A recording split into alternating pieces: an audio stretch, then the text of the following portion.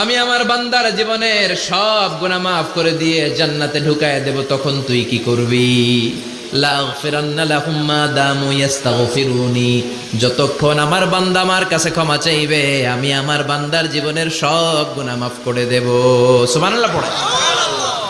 এজন্য রব্বুল আলামিন বলেন, ইয়া আইয়ুহাল্লাযীনা আমানু তুবু ইলাল্লাহি তাওবাতান নাসুহা, তওবার মতো তওবা করো। তওবার মতো তওবা করলে যত বড় অন্যায় হোক, পাপ হোক, গুনাহ হোক, সব গুনাহ মাফ করে দিতে পারে কে? সাইয়েদনা আদম আলাইহিস সালাম ভুল করলেন, শত শত বছর কাঁদলেন।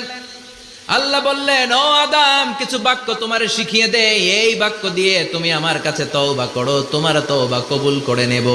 সাইয়েদনা আদম বললেন, রব্বানা, পড়েন, রব্বানা যালামনা আনফুসানা ওয়া ইল্লাম